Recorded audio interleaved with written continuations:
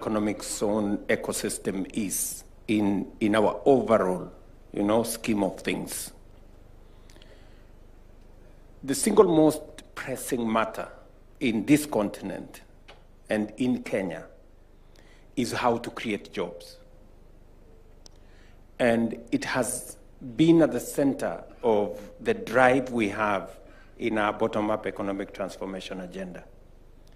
From housing, which today has created close to 320,000 jobs, to the digital jobs ecosystem that we are working on, spreading the fiber optic network around Kenya, making sure that we have G2 centers, which are ICT hubs. So far in that space, including our BPO ecosystem in Kenya, we have close to 180,000 jobs created over the last 3 years. On to what we call labor mobility, structured labor mobility using bilateral labor agreements, making sure that we know if Kenyans are going to work abroad, where are they working, what kind of salaries are they earning, what kind of work environment are they working in, and if they are in trouble, how do we get back home? And then, of course, it comes down to our special economic zones program. The reason why initially we put our own money, apart from assigning and delineating areas for special economic zones, we put in the first 3 billion shillings to do the very basic infrastructure, which has been done. I think most of it is on its final stages. Then, earlier in my term, I decided that the government of Kenya was going to increase its shareholding in Afri-Exim. And it was deliberate, because we needed an institution with a financial muscle that we can leverage on to be able to invest in this space. And I must congratulate Afri-Exim Bank with their partners, Arise, that they have come through for Kenya. We invested $50 million. They gave us a $3 billion facility to be able to run our program. That's a great investment. And you can see it in action. When we came for this meeting last year with the governor of this county, Governor Mungaro, when we came here with Moria there, and we said we are going to move things in this direction, many people did not believe us. They thought it was the usual talk. Today, we have come here, already Arise, have put machines on the ground. We've launched the first phase.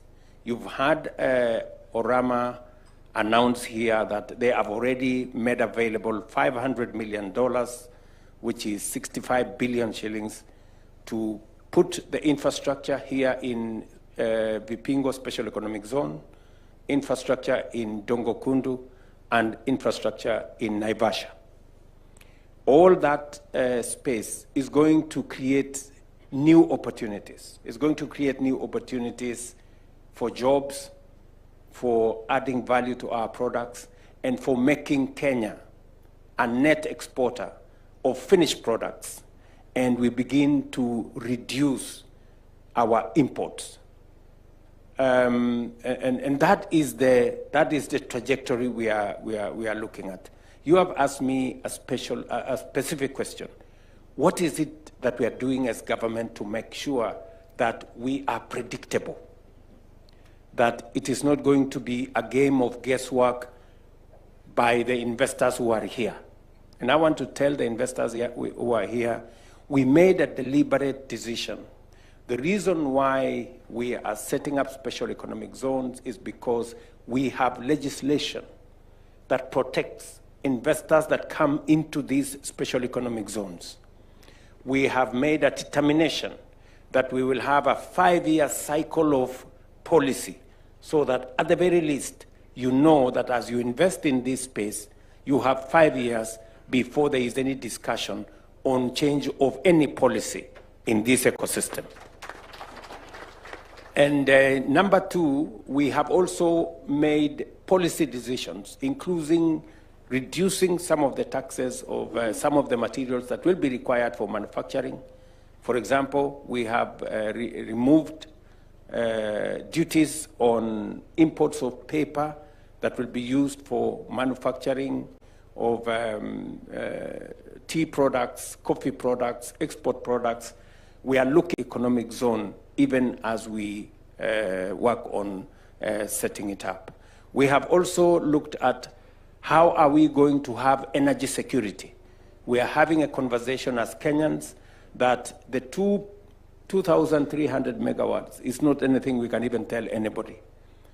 We are having a robust conversation now how we are going to have 10,000 megawatts at the very least, so that our investors in our special economic zones and in other parts of our economy know that there is energy security and predictability. We are looking at deploying infrastructure. As Arise is putting up infrastructure in Vipingo Special Economic Zone, the government of Kenya is dualing the road from Mombasa, coming this way. As you can see, there is already a lot of work in that direction so that we can provide easier mobility in that space. We're looking at how to extend the railway to Uganda. We're looking at how to do more roads, provide more in terms of water, make sure that other utilities are readily available. We are also reorganizing Kenya Power to make sure that it becomes much more efficient. We've brought in private sector into that space. And we are now having a conversation as Kenyans how, as industrialists come into Kenya, we can de-risk some of their investments. Like, for example, Gagan is asking us that as he puts this huge facility here that is going to employ 30,000 Kenyans, he wants Kenyan investors, Kenyan private sector people, Kenya government to be part of that investment. And I have undertaken to him that the government of Kenya, with our agencies, and we are going to encourage some of our companies, some of our pensions with patient money to be able to invest so that together, Gagan and all the other industrialists who are coming here will know that we are not telling them to go where we don't want to go ourselves. We want to make sure that, as Orama said, they are helping us as a continent to inform the rest of the world that Afrexim is willing to put in their money. So those industrialists coming from outside Africa should invest. We are saying here in Kenya, we are putting our own money into the industrial opportunities we have, so that even as others put in their money, they can see our skin in the game. And therefore, then they can have the confidence that the government of Kenya and the people of Kenya and the private sector in Kenya is also part of this, this program. So, to answer your question directly, is that we have a predictable policy space backed by the law.